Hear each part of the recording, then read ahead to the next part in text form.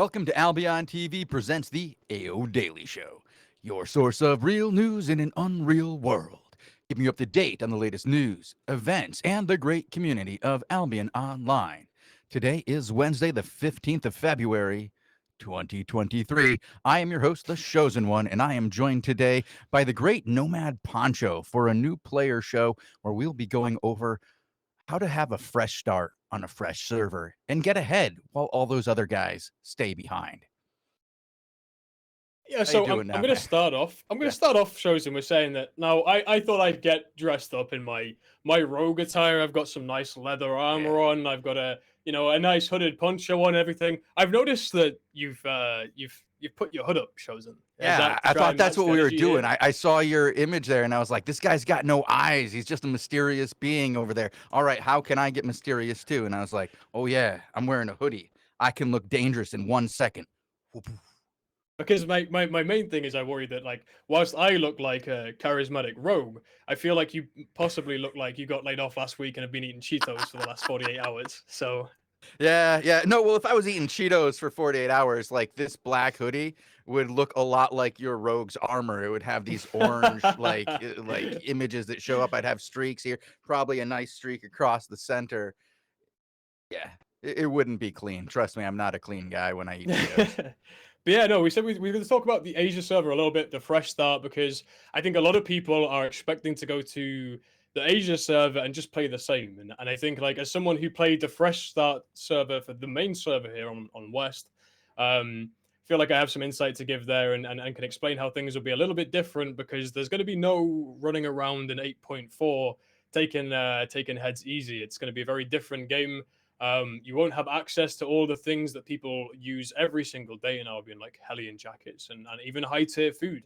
These things just aren't going to be accessible. So I figured it's going to be a good idea to talk not just to new players and explain to them what some of these stats mean and switching for new players on the West server, but also how this will impact a little bit on the Asia server for those looking to get that fresh start.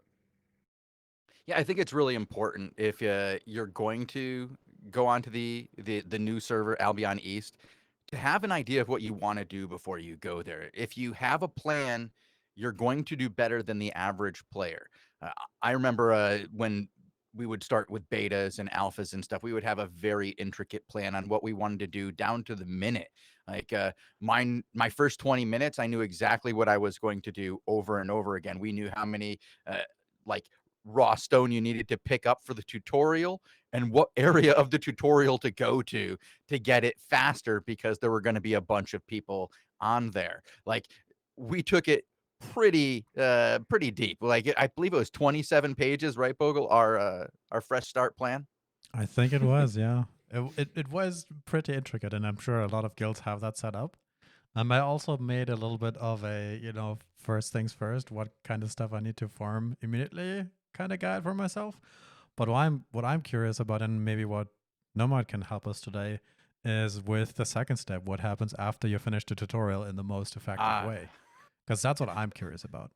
I'm good at the tutorial, Bogle. I guess we could probably get some tips on what to do after it. I think I the think tutorial is, sorry to jump in, Go but the ahead. tutorial is fairly straightforward, right? Oh, it And is. I think the new player experience is fantastic. They've done so well with like actually the new pop-ups they have outside of the tutorial, even for when you get into town, the continual like pop-ups you have now for just explaining every Mhm. step you take. You can hide the message and get it gone. But like I think it's the new player experience is significantly better than it was in the old days when we Absolutely. kind of just got dropped in the world and left to our But own. my thing is that the whole new player experience for me as an experienced player takes me an hour, and then it's getting interesting, I think, which is basically after you leave the cross with tier 3 stuff. That's where I would think it's most interesting, but I don't know what you think.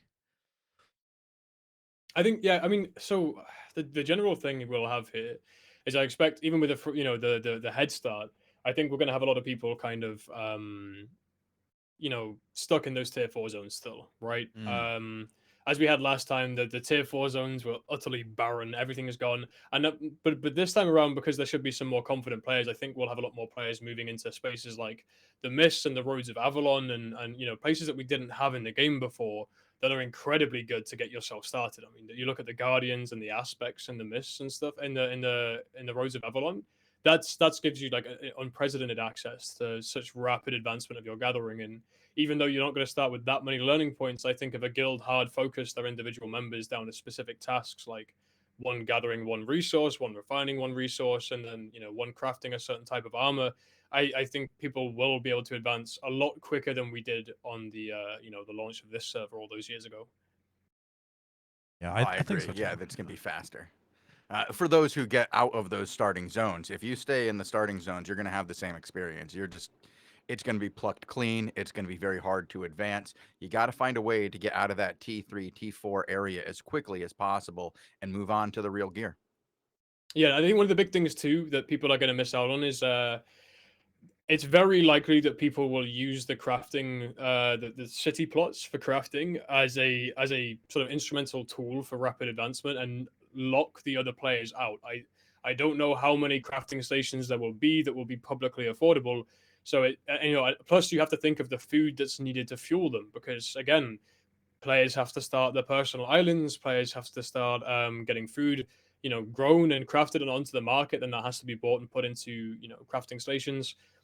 So we know it's going to be difficult to even say really if you'll have public crafting stations available. So as we did back in the start of the West over here, it might be very likely that you have to create your own crafting stations on your personal islands or your guild islands and forgo the city bonus simply to Hmm. be able to craft, and have access to crafting your own gear, because the alternative is a little rough, right? Like just not having it or having to buy it from the auction house when you could self-produce it so much cheaper.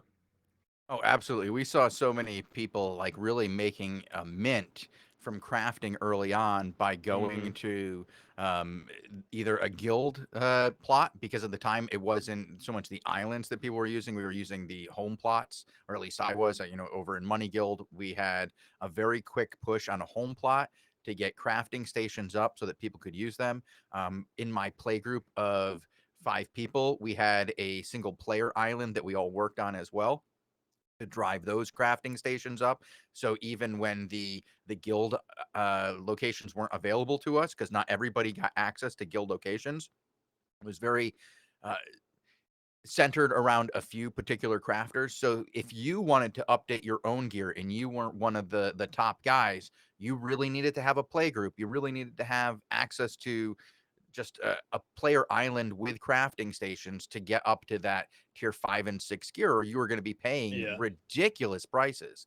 But and I if you mean, had access to those, if you had access to something on the higher end, like 6, 6, and 7, you could actually make a crap ton of silver. It was right there there's for you. also the hideouts as well. Obviously, people rushing down to place hideouts for those Mhm. crafting bonuses. But People yeah, I trying to think that's smash them gonna, before the HQs. There's going to be a lot of very interesting yeah, tactics to come out, because if you can get into the black zone and just slam a tier 8 a hideout down in a tier 8 zone and get that crafting bonus, that's going to be 100%. ridiculous, Yeah, I right? think that's going to replace what the guilds were doing with the home plots back in the Yeah, day during the yeah. last time when we had a fresh start. That's what you had. Now we've got the hideouts, and I think that's going to be the focus of a lot of guilds.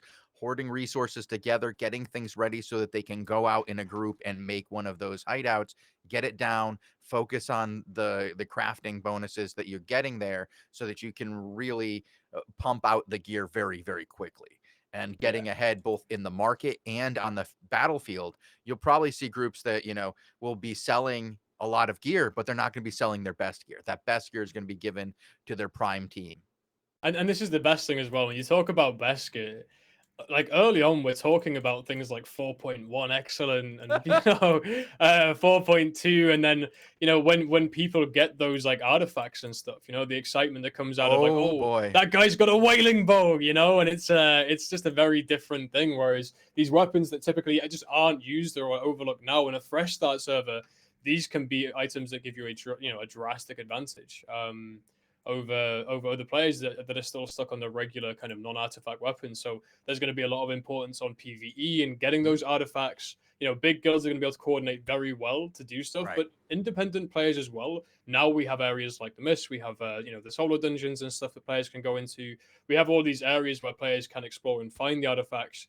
I think there's also going to be a relatively competent solo player economy, and things that change are things like resource costs. Stone will be most likely one of the most expensive resources to start with, as Absolutely, every absolutely time. everybody is trying to Yeah. build their islands, their guild islands, the shops, the hideouts. All of this stuff just takes a tremendous amount of these resources. So we're going to see stone farming as an early game economy option, like a very, very, very good one. Unlike now To in touch on Albion, that where it's a point, little behind. to touch on that point about stone, Bogul, what was the first thing you raised? Raised? What do you Yeah, mean? like you're gathering. What thing did you raise first? Stone? Yeah, there you go. Just everybody Yeah. who wants to know, what did Bogul do to make his money? He made a lot of money on stone. One thing that Same. I recall though, and that is echoing what Nomad said, is Yes. that I didn't have a super huge guild backing at the time. And I felt the difference. And I can Yes. only recommend that if you can do it with a guild, it ups the fun. Like even if it's just 2 or 3, 4 Yeah. people who work together on a smaller project, then you get a lot more out of it. And then because then you can coordinate, you can sort of, you know, one guy does armors, one does weapons, one does maybe tools, and then it's much, much better. The only problem is Yeah. then if one guy drops out and then your infrastructure breaks, right? But then maybe there's some market already. But for I mean, the this beginning, was one of the things like where I soloed to start with. I did the same thing. I gathered stone on my main character, and I focused on building. Because I just did a solo start completely to begin with. I focused stone. I built my own personal island up. I built some crafting stations, and then I actually ran with 2 alt characters, so I'd have access to 2 different types of focus as well, Right. Yep. or 3 total focus pools, so I could create the gear that I wanted, the weapons I want. I could refine the stuff, and like so I had that 3 alts out there running that stuff, and that was a little rough, but obviously things are going to be very different on the Asia server as well. You look at things like premium prices changing drastically based on how much gold is going to cost, because right now we have gold where it is, but in the Asia server, when there is no silver in the game yet, at the very Yeah, beginning, it's not going to be the gold same. is going to be incredibly cheap. Yeah. But I do think that given how Albion has changed over the years, you have rapid access to a lot of silver now quite quickly. I mean, you can go to the Roads of Avalon, you clear those blue chests, and each mob's dropping around 50k. That was unheard of for like Albion West on its starting days. So I do expect gold prices to rise quite quickly, but they will start very low. So again, you have some options there to get your premium locked in, to get some gold for the future, all this stuff. I do want to touch on something, because we've seen a lot of people recommending going out into the mist, going out into the roads, and going out into the outlands right away.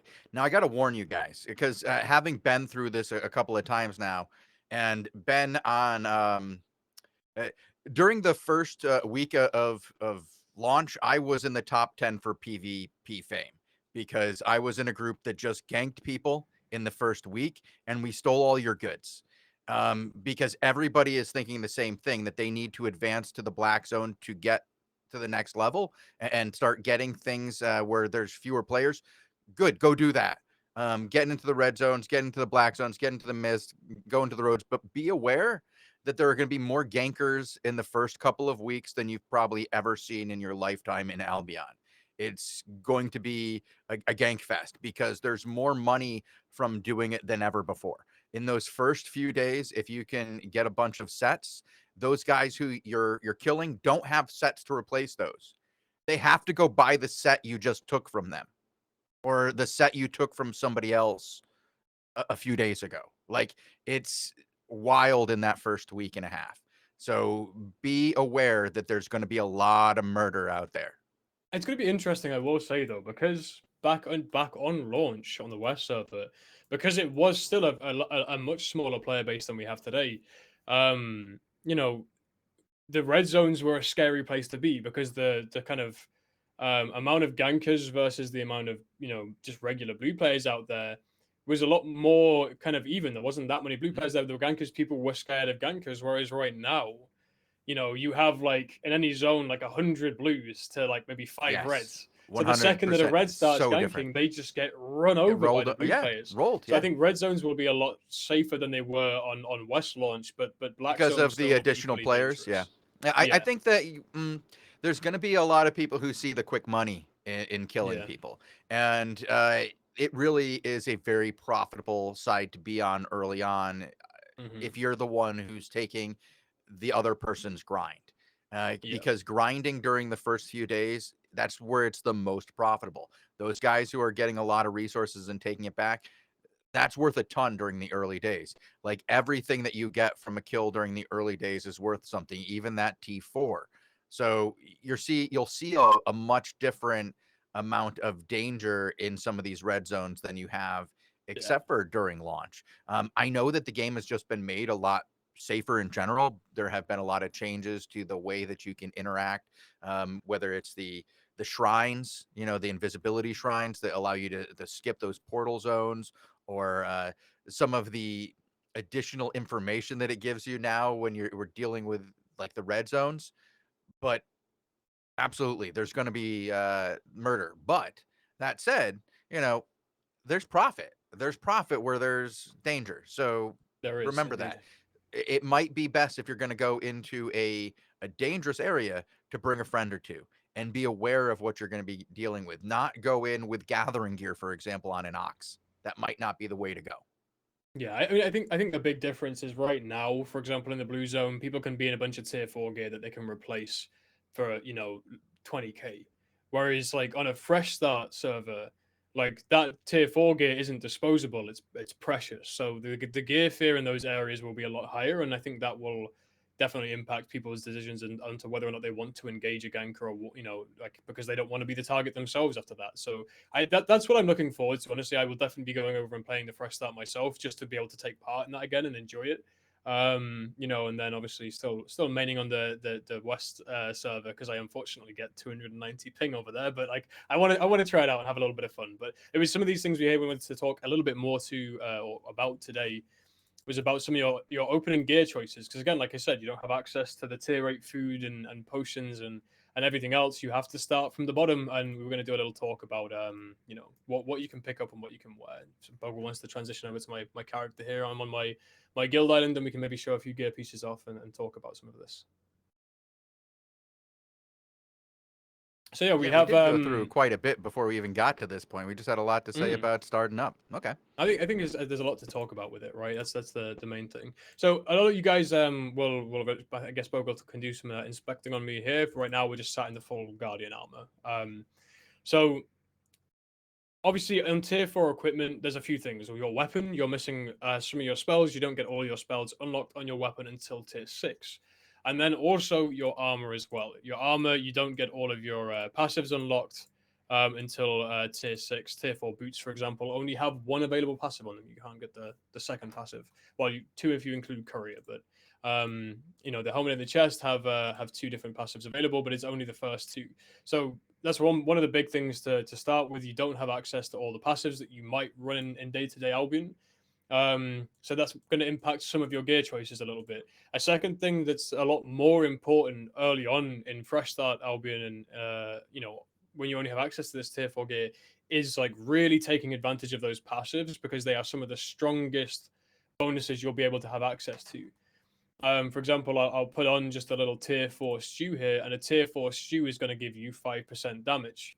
Now, if we were to swap over to, let's say, a full cloth set here, the cloth set gives you access to an 8% bonus on your damage on your chest, 3.5 on your helmet and your shoes. So having a cloth helmet and cloth shoes with the aggression passive on, you're going to get more damage and healing cast, so that because those things often come in hand here. But you're going to get more damage available from wearing either a cloth chest piece, or even if you're in a leather chest piece, you're going to get more damage gained from running those cloth helmet and shoes than you will from the tier 4 stew to begin with. And obviously, like, it's going to take people time to be able to farm and level up what tier of crops they can grow to be able to have access to the larger tier or the higher tier food, and especially for that to become commercially available. So one of the big things early on, for example, the mage cowl, mercenary jacket, mage sandals, and with just the run on and claws was one of the earliest core builds we saw that came out from a guy called Oak Tree in a Field, and that's exactly what he ran through, was to get the maximum possible damage for claws for ganking earlier on, the mercenary jacket for sustain, but having that aggression passive on the helmet and the shoes. and the aggression and the stew, obviously, all combining that in together to get as much possible damage available to your skills early on. So it's balancing stuff like this. It's the same thing with being in cloth. Maybe you're not going to be that tanky. We're not going to have access to super strong defensives. Like, you don't have high tier resistance pots, so you are still super squishy. So if you want to wear that cloth chest piece for that high base bonus damage, Mhm. then it can be a good idea to put on a plate helmet, and also something like plate shoes, where you're then going to get access to the toughness passive. Toughness, of course, here granting you an extra 5% in your defense versus players, which early on is an incredibly big deal, right? Even things like shields, being able to run shields early on, with shields providing you an extra 5% toughness, or defense versus players here, you're now looking at 10% reduction in damage versus players, which is quite a big deal, especially when you're in something like cloth and taking higher damage in the first place. So these things are going to heavily impact kind of how people play. And when you're making a build in Albion in a fresh start server, that's the stuff you want to keep in mind. I saw somebody in chat right there earlier that their plan for the fresh start server was to grab a fiend cowl and or whatever, royal sandals and a battle axe. The fiend cowl won't be there. The muzak for your offhand won't be there. These items don't exist. So that's where you have to, until people find the artifacts for them, and to begin with, those artifacts are going to be incredibly expensive.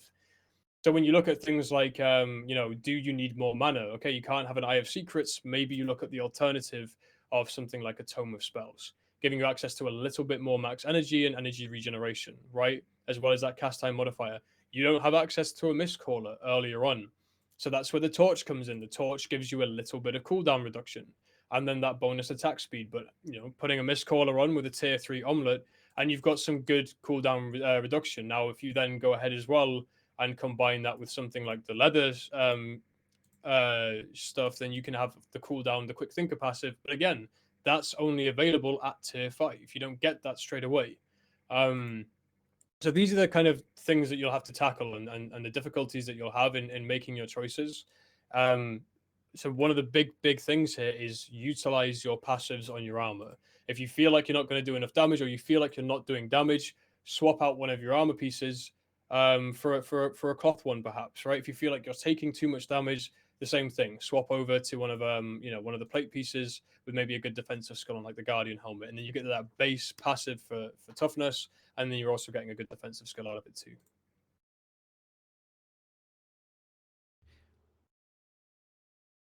I So have a I'm question. looking. Oh, go ahead, Bogul.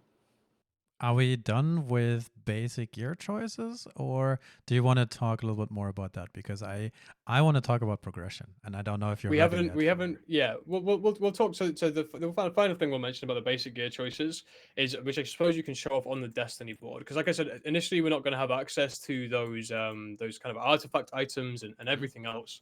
But if you go and take a look over at the Destiny board here, we can just check plate armors here to start with an example. The first three we're going to be looking at is soldier armor, knight armor, and guardian armor. So obviously, like, this is one of the things we look at in terms of like the base stats is something that's important. Now, plate armor in general, you're going to have less magical resistance than you do physical armor, so making you a bit more tanky versus that physical damage. But you can take a little bit more. You take a little bit more from the range damage. Now, soldier armor obviously is the lightest of the plate armors, with Guardian moving over to being the heaviest there. So the more defensives you want, the heavier you move. So, for example, soldier armor gives you a base 10% damage bonus, knight armor is 5, and then guardian armor gives you no damage bonus whatsoever. So again, those base values become a lot more important on a fresh start server because of those choices. Now, it is important to notice or to note down as well. It is only the armors that matter for that.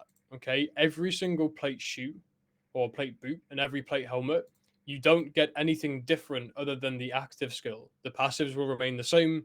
The actual kind of base stats will remain the same. So it's unlike the chest piece that kind of really matters in Albion. The helmet and the boots don't matter. Now that same thing goes over for the leather jackets as well. You have the assassin jacket, which is going to be your lightest leather jacket, moving up to the mercenary jacket, which is going to be your heaviest leather jacket. So assassin jacket gets the biggest bonus damage of 30%. and then 25 on hunter and 20 on mercenary jacket, with mercenary jacket obviously then also gaining like a little bit more CC duration and a little bit more defensives. Now the leather armors are right in the middle, so your armor and your magical resistances are exactly the same on both. You are equally defensive against both of them. And then moving all the way over to the cloth armor, starting off with a mage robe at 50% bonus damage. And again, you can have that aggression passive to put that up to 58. You're quite squishy. And on the fresh start server, you're really going to feel that squishiness if you're in a mage robe. So definitely this is something you want to watch out for. Also, you have less physical damage resistance or armor than you do magical resistance, meaning you can take more magic damage than you can physical. So be careful of these physical melees getting too close up to you. Cleric robe again being a little bit more tanky and having a little bit of a less damage bonus there, moving down to 45, and then scholar robe being like the heaviest cloth robe with only a 40% damage bonus, but with a little bit more on the resistances. The final thing which some players get confused about quite often, there is no difference between you wearing cloth or you wearing leather or you wearing plate. If you have the same spec and you're wearing the same tier, your health is always the same. The health, you do not get more health in plate armor than you do in cloth armor. That's a misconception that comes off quite a lot, even in the live server here on the West server. You don't get more health in plate armor than you do in cloth armor. The difference where that comes in is your melee weapon. Okay, so ranged weapons do not add any health bonuses whatsoever, but a lot of melee weapons, excluding some of the daggers, a lot of melee weapons in the game will add HP to you. And that's where some people get confused because they see tanks with more health. It's because they're wearing a melee weapon that adds a significant amount of health to them. Now, we have something like the spear that gives you a little bit of HP right here in this tier 4. It's saying 93 for me. And then I can go up to like a 100 hammer instead. And still a 100 weapon, 304 max health that's adding.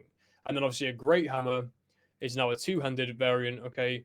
We're also actually also at 304 on the two-handed hammer there as well. But the difference that comes with the two-handed weapons over the one-handed weapons, which is kind of the final point that we'll hit on here as well, is when you're starting again. If to begin with you don't have things like a Muzak offhand that can be very good. You don't have these super strong offhands that will give you more damage. That's where it might be worthwhile to look at two-handed weapons. Any weapon line, so excluding things like the bow, where they are all two-handed weapons. When you upgrade from a single-handed weapon to a two-handed weapon, what changes is that you have higher base auto attack damage, and all of your skills that are common, so your Qs and your W spells, will all hit harder, and their CC duration is longer on all those spells. So if you want to do more damage and you don't have an offhand, that you want to put in and mix in, that's where looking at the two-handed weapons can actually be really good, because again, it's just an easy way to squeeze a little bit of extra damage out of the same weapon. So for example, look at claws over a one-handed dagger. The claws Sunder armor is going to hit significantly harder than the one-handed dagger is going to hit with the Sunder armor. Just because it's a two-handed weapon, and that's how it works in the game. Same thing for the W spells, and again, same for the base auto attack damage that they have available. Okay, so that covers us, I think, for all of the starter choices here. Yep, I think that covers all the additional stats that you get with both your armor and your weapons. You do want to pay attention to those, because early on, when you don't have as big a difference, because you're not worrying about the tiers so much, the separations in armor, and that's going to be the big separation from you. It's not going to be your spec. It's going to be what kind of different armor are you wearing. Choose your battles accordingly. Like Nomad is saying, that when you are a cloth fighter, you have to keep that melee guy off of you, because he's going to be able to hit you a lot harder than you're going to be able to hit him, because of the way that the weapons work against your lack of armor against what he's doing. While you might be able to hit him hard, him getting on top of you is going to be brutal. You got to understand the differences in how these two work. You still might want to choose to fight more against if you can find that melee guy who's going, mage robe. That's your target when you're a caster. Somebody who's going to take the damage.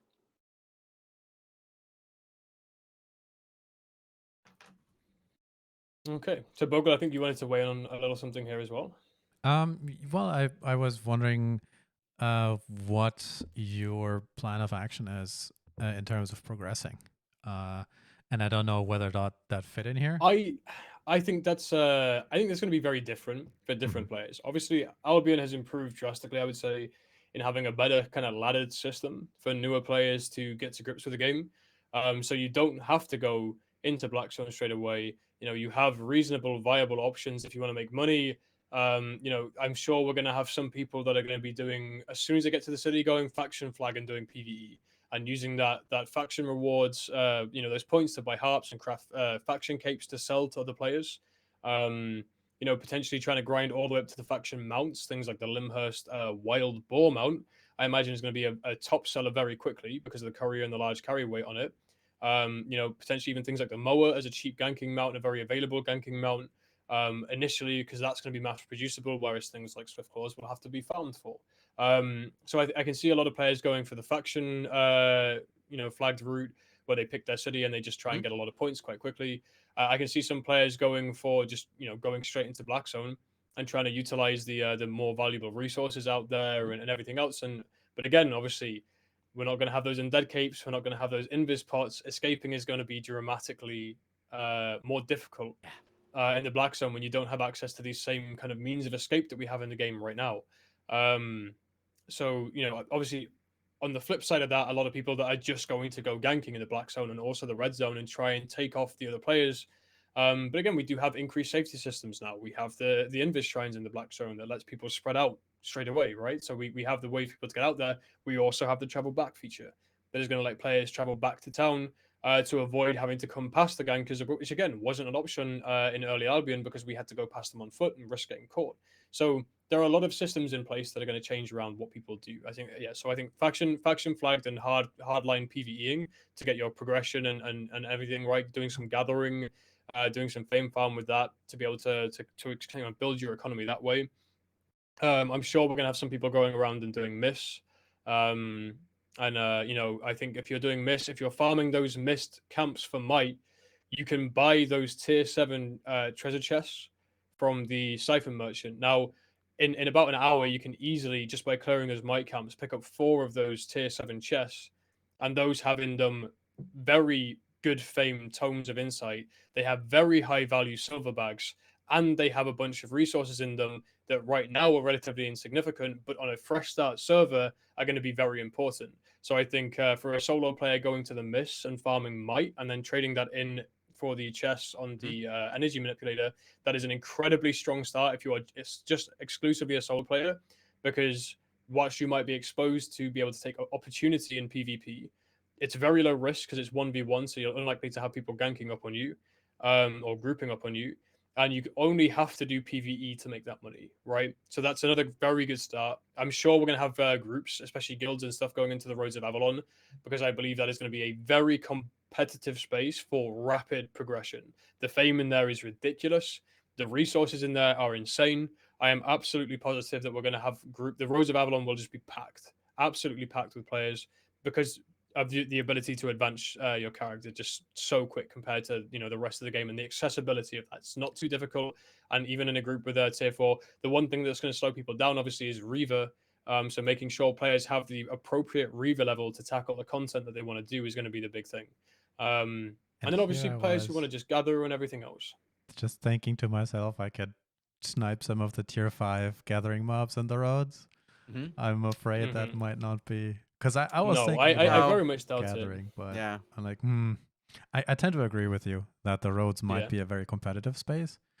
One thing I was wondering is, I'm a gathering PvE kind of guy, and I'm worried that the blue zones and yellow zones will be farmed, right? So I They was will be, I'm wondering how sure, I yeah. can progress my gathering progression. What would you do?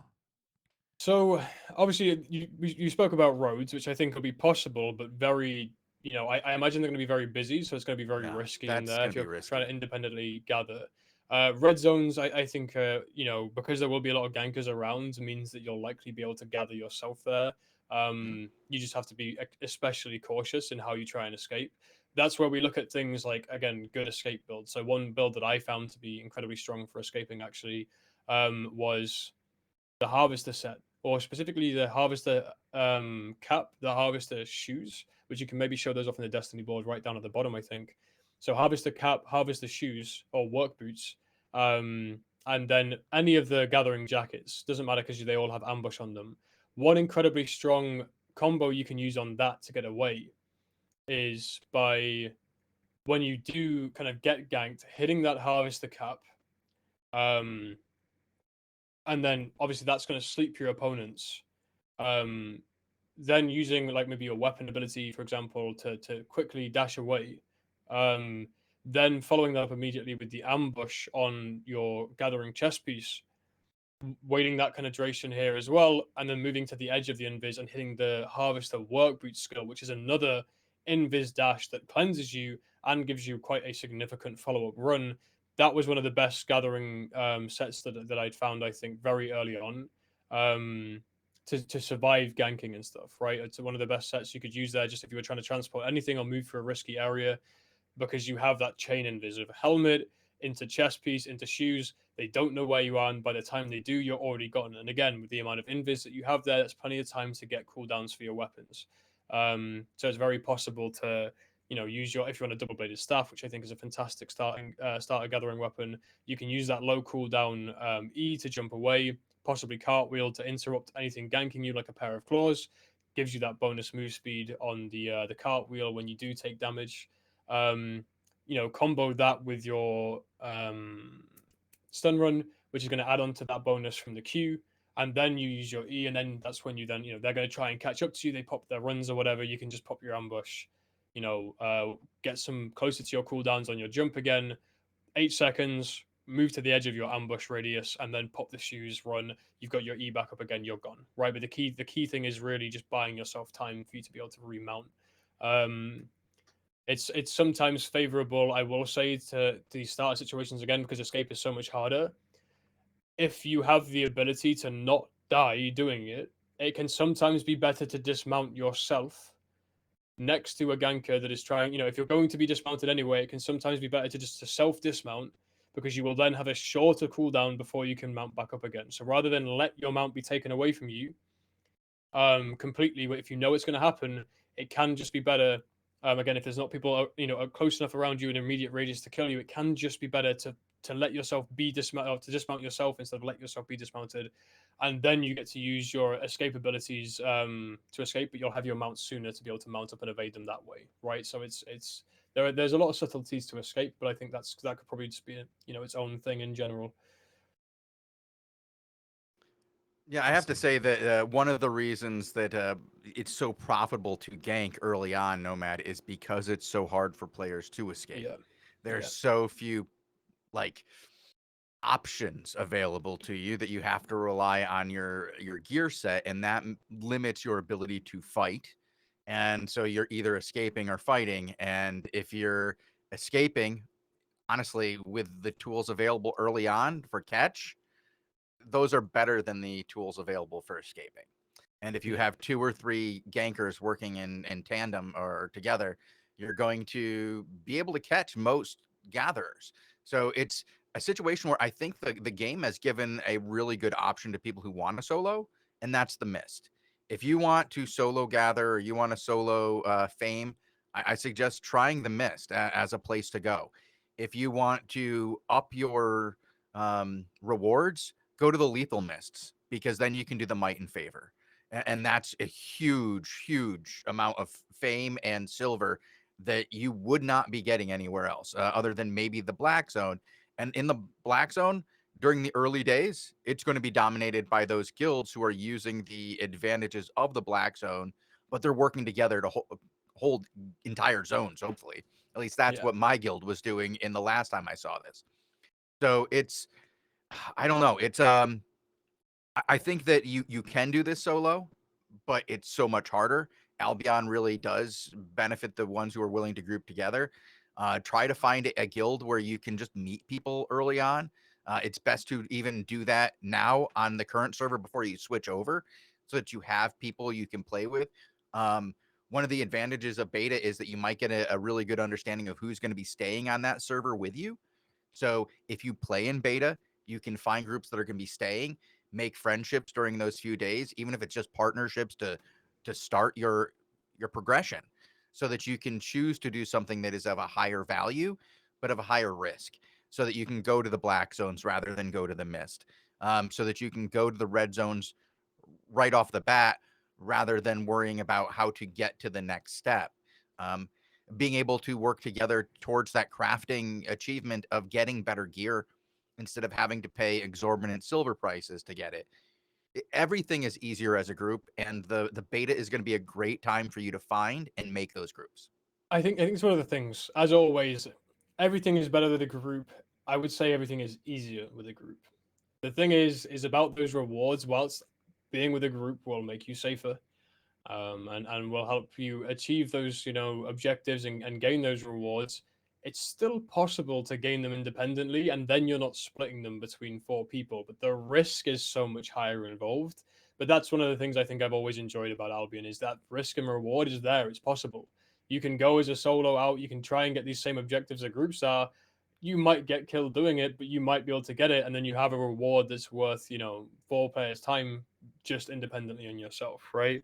So it's going to be one of the nice things that you really do have that option of playing independently. Like I said, especially now we have all these new areas for it and playing in a group. I do think the Mist is going to be a very friendly place for newer players to go in and gather and stuff. But with the way that the resources are spread around, perhaps maybe doing the non-lethal Mists will be a better bet if people are wanting to level their gathering, simply because you know they're going to be lower tier Lower tier resources stuff. there. You need the lower They're tier gonna stuff. Yeah.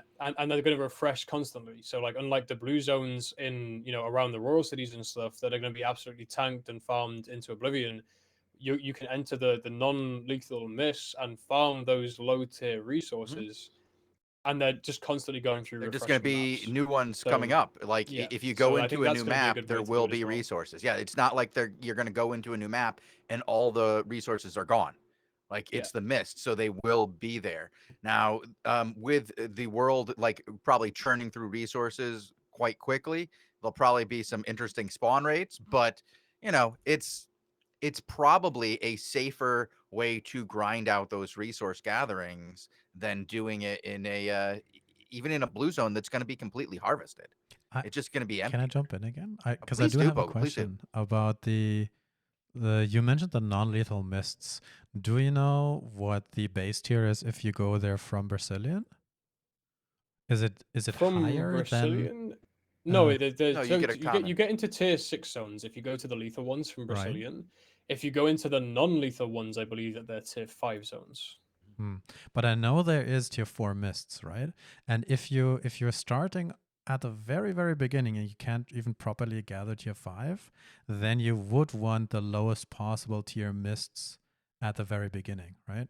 So Yeah, my which is going to be the non-lethal ones. Yeah. right, the non-lethal ones. And then my question is, does it make sense to basically go to the lowest possible area where you can find mists to start if you're going the mists route versus in case you already have Brazilian unlocked, staying in So Brazilian and it'll be going two into ways. If there? you have no interest in gathering, Yeah. and you just want to get, then your better way is going through. I'd say to the lethal miss, Right. Yeah, I and like agree. I said before, farming might, because that's going to get you a lot of money, Hmm. and a lot of fame as I well. But was those thinking about tomes are gathering really no joke. specifically. But Yeah. if you want to gather, then I would just say you just stick specifically to the low tier, the mist, the non-lethal ones. There's really no reason to advance if you're interested exclusively in gathering. There's really no reason to advance to Hmm. But your the tip is higher level important mist. with the lethal ones and the might in favor because that isn't really there, and that is a big money thing. Yeah. Oh, that's a huge money thing. Siphoned energy is going to be massive as well because guilds will want that for hideouts.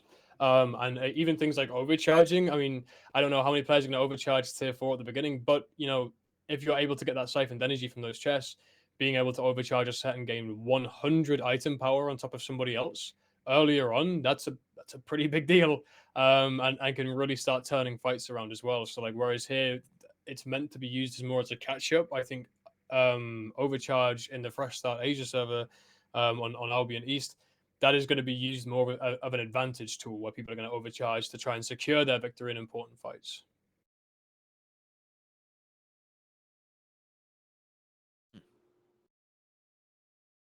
Well, did that answer your question? Yeah, I think so. Okay. Um, Okay. I'm a solo player, right? So I'm trying to figure out the solo route. And I also have a certain interest in gathering, Mhm. and I do have a history with bags, right? So I'm looking at Brazilian somehow, Trying to bag craft straight away. right? Yeah, actually, that's one of the where is the bag crafting bonus That is now? Brazilian, right? The problem is That is getting Brazilian. them out Brazilian. there, Yeah. right? That's my concern is not getting the materials in there, but getting the made bags out Materials of like Brazilian. bags out of Brazil. Yeah. Oh, Bogul. Yeah, that's gonna be. Well, I mean, if you're going through the non-lethals, Now, like, well, how do you get out of Brazilian through non? You can't really. yeah, how do you do that? Yeah. So I How do mean, you get the main way that you would get out is going through the roads portals, right? Right, but right? these are lethal. And yes, these are lethal, and these are going to be busy, which is Yes. something you got panicked about when I mentioned it before. Right. That's one of the big things with the Well, I mists is mean, that if you there's take, no access to them. I guess you'd have to go through very like small bags. Like you'd have to just like only take like 8 to 10 with you per trip, Bogle, so that you can lose a trip.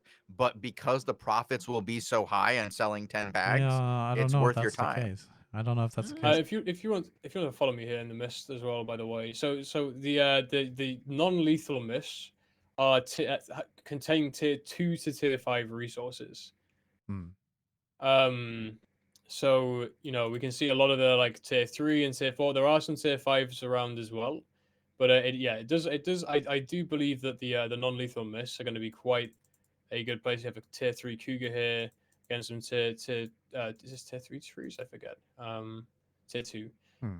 But yeah, this is going to be a very good place to start with as well. Now, obviously, like it's yellow zone too, so not being able to lose your gear or anything is going to be pretty huge here as well. I think. Yeah. But yeah, no, I think if you're looking to gather exclusively and level that, I definitely feel like this is probably going to be the best options if the blue zones are farmed out. If they're not, the blue zones are still so good, and the respawn times are relatively low. But if they are truly farmed out, then I would say coming in here is probably your best bet. Yeah. Depends on how they tinker with the respawn rates for the blue zones. Mhm. I agree. Yeah, because the blue zones might have a significantly increased respawn rate They for the will. fresh start server. Yeah, it happens So during the yeah, beginning of the server launch. It as they're plucked out, that's what the game needs to make more of. It increases the rate of It's not spawning. So, announced though, right? So it's not. no, There is no announcement of nothing official having yet. No. that, but that's how. you would have to wait on the day and then make a decision whether or not it's happening, right? I think Well, so. they Yeah. how do I say it happened in the past, Bogle, is that there It was did, an it increased did, yeah. spawn rate, and I seen that multiple times, such as when there was the free to play launch, and I think even Steam launch had that. But how do you say like past performance is not an indicator of future success or something like Right, that? right. But I do suggest going into the Mist, based on past performance of the Mist. Yeah. Don't mind me. I'm just gonna. Wait, what? You're doing the naked? I didn't have any gear on me and it dropped it, so What? I'll take it. And maybe get some free might while I'm doing the show here. But yeah, so I mean, it's going to be interesting. I think it's going to be very interesting to see like where players go. I think the important thing is, and it is one of the things that I like, and one of the things that I'm going to be very interested to see how it plays out is we have so many more options now than we've ever had before in Albion. You have the Mist, you have the Greater Mist, you have going through the Roads of Avalon. We have the open world. We have now again solo dungeons and random dungeons, as well as the statics and stuff. So people aren't really competing for fame, because that was one of the big things. Is that earlier on in Albion, obviously those fame spots were competitive. People would have to fight over fame in the game, and that doesn't have to happen anymore, because obviously people have access to being able to spawn their own maps in. So that's a good consistent option if players want to farm up without the risk of PvP. And then even things like Hellgates. 10v10 Hellgates are very rewarding, but Oh, no they're gonna one be will be able huge. to get into them to begin with, because you don't Because meet you can't the fight IP the cap. mobs. Well, you also like being able to fight the mobs early Yeah. on is going Well, to I be mean, you have a brutal. minimum Like IP cap to when you entry, hit right? even So when you hit well even when you hit that IP cap without the proper Reaver, man, without and spec, I think is the one yeah, thing. 'Cause without by the time you spec, hit that like, gear, you should have oh the spec. gosh, But like, yeah, that's gonna be one of the things. Even the 2v2 Hellgates have higher, and 5v5 have that higher base IP requirement. Mhm. So that's going to be locked off behind when people get that gear, and when And people who get the does gear, was going to get who rich. knows? They're going to get Who rich, knows? man, just I getting mean, I those mean, chests. we've seen times where guilds will even send in 2 teams themselves just so they can have a fight in there and claim the rewards from having a fight too. So This guy, really? Well, we've seen it. there we go. It's a There we very go. quick. It's a very The only quick problem way to is- get resources and silver in. I'm quite game, sad so. because this is a non-full loot area, so I didn't get any might, and that was so I got 12k fame, which is actually incredibly disappointing. But one But thing you that was didn't have suggested gear. by somebody, It didn't one thing have that was gear on. suggested by somebody in my chat, and I very much agreed with, was should the non-lethal miss, given that they're you can't get might in them, should you be able to be faction flagged in here? Which I think is incredibly interesting, and I would actually say that I would personally very much enjoy the ability for players to be in the miss faction flagged, the non-lethal ones specifically, obviously not the lethal ones, because then you would have the ability to fight people with other factions. You would gain faction points by doing the content that you would otherwise get might for. So let's say obviously I think clearing it's a too camp that you would get a diluted. big might drum. I That gotta would be say, nice. I feel like that's too diluted.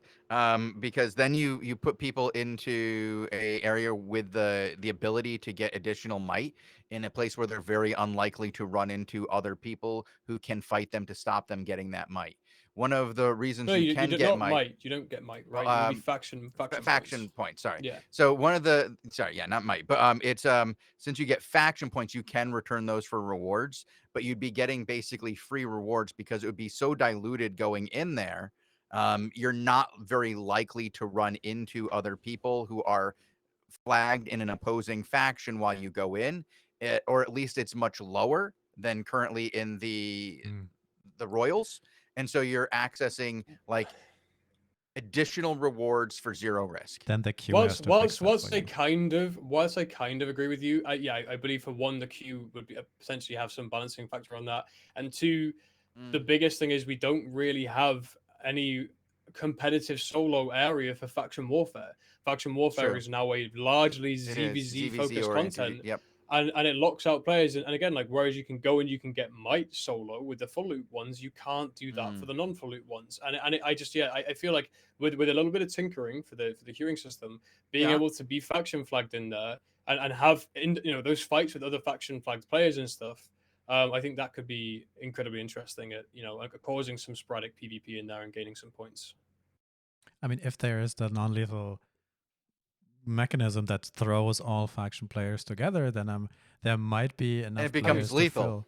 to fill for one zone. Who right, knows? with Because just if it's faction knockdown PvE only, who knows? Maybe we'll see a Brazilian faction in the That's future true, to allow that. Well, to that would happen, be right? very interesting. Yeah, if there was a if faction warfare was allowed and it was for non-lethal PvP for faction points and it pushed you all into the same mists, that's a different thing. That would be very interesting, and you make a real arena style gameplay because it almost pushes you more towards PvP. Like that's a PvP step up from the regular mist, right? Yeah. The mist, the non-lethal mist is generally people don't try to fight each other that much. No, Then you could get into this faction warfare version, which is like the next step up, where you're kind of encouraged to do some PvP. You get additional rewards for it. Exactly. That's a different step. I think that I think that would work in my opinion. Yeah, and I see It chat would be is not interesting to see against it some either. development of that stuff. Yeah, It definitely would be interesting. There's lots of stuff, right, in terms of the advancements of these systems that are relatively new, and I'm looking forward to seeing what they're going to do with them in the future, because we have been told there's going to be some updates, some changes to this content. But what the main thing, obviously, here overall, we wanted to focus on it with it is just how this really impacts the fresh start and how these new systems that we have in place, like the Mist, like Brazilian, the Roads of Avalon, are going to affect the impact the fresh start. And I think we've really gone through and hit all of those topics there. So unless there's anybody from chat here have any particular questions about the fresh start server, any concerns, anything else, and we can maybe try and answer some of those. What we've does Might got and 2 Favor minutes. do? We got that's yeah, the we've one I got- was we've going got to 2 say. minutes We to got go 2 through. minutes, so why don't you answer what Might and Favor does and where you can best get it, because I think we've had this discussion before. So Might and Favor we talked about before. Favor is your kind of personal points. Might is what you gain from performing various activities in the open world. So if you check your adventurers, or the conquerors challenge there, you can see at the very bottom of the conquerors challenge, you can see your current favor, and the progression bar that you have there on top for the weekly and the season rewards overall. Those are unlocked by might, and favor is the conversion of might into kind of your own personal points. You can actually go over as well to this merchant I'm in front of right here that we'll probably show off real quick, and there is a tab on here where you can redeem, like we've just done right now, a Conqueror's Chest or Tomes of Insight or Siphoned Energy. So we're using that right now. We're using our favor to open up one of these. And in this one, for example, we've just opened this one chest. We've got 436k, but we have 300k from those silver bags. We have 80k from those silver bags. And again, this is accessible from the beginning, right? We have 2 tier 7 tomes worth 200,000 fame, 3 siphoned energy, but it's also dropped us, and this is like the importance of the stuff we were talking about, some 5.2 leather and the tier 4 Mistcaller artifact, right? So these are all like very important things at the very beginning of the game. So I think this is something that's going to be very useful for a lot of you players who are solo there, or even in groups if you're going to things like the Roads of Avalon, where you can gain a lot of might. Might otherwise is gained from things like spiders and mobs in general. You even get it from gathering. It's basically from all full loot activities that you get rewarded might. Yeah, I think we have a gold code to give away. Is that a gold key, or is that already going in chat? Yes, sir. I mean, it's Yes, people type something into a chat and they are entered. Okay, and that's it, guys. You're all typing something in chat here. You're all getting entered into this gold giveaway. That's about it as well. We're about out of time here, so I'll finish up as well with saying that I am NomadPoncho. If you want, I'll write hello in all caps so you see it's me. There you go. In chat there, that's my stream. We stream most days of the week. We have a YouTube channel as well that we're starting to upload on again because I'm relatively useless with this stuff. I've been playing the game for I don't know, what is it, 7-8 years now since the early access Shozen, right? I can't remember the exact time. We're coming up to our 1-year anniversary of release. We were at 5.5 years now. I just passed my 8-year anniversary as it was Alpha 2 when I joined. Yeah. 8 years ago. That's a long time ago. If you were Alpha 2, yes, it's been 8 years. Yes, yeah. So I've been playing for a very, very long time here as well. I'm on the round table. I'm also a playtester, a combat playtester for the game as well. So I'm pretty deeply embedded in Albion. I have been for a very long time. And if you have any questions, feel free to come over my stream and ask them at any time. I'm always happy helping out newer players or just anybody that has a question about any of Albion's deeper mechanics. There was people asking the other week, for example, about what resilience penetration is and what focus fire protection is, and many of you may have no clue what that sort of stuff is. If you want to know some of the more detailed bits of information about Albion, again, feel free to hop on over, and hopefully we can entertain you whilst we do it too. But that's all from me here, Shozen. Is that all from you? Yeah, we're going to have another show right away. You're going to need to refresh your stream, as we're going to have Tazik take over streaming. It's going to be Bogul, myself, and Tazik doing Crystal Arenas. It's going to be fun. Generally, we try to give out tips and tricks on how you guys can get better at arenas. I think today we're going to be looking at playing in our lanes, and as well as working from a front to back or an in and out strategy here. And we're going to see how it works. Tazik has been giving us some really good advice. We try to improve every week. We do this on Wednesdays and Thursdays, and have even been doing coaching on Saturdays. I'm looking forward to another great show, and you can catch us in about 2 minutes. All right, perfect. Goodbye, guys.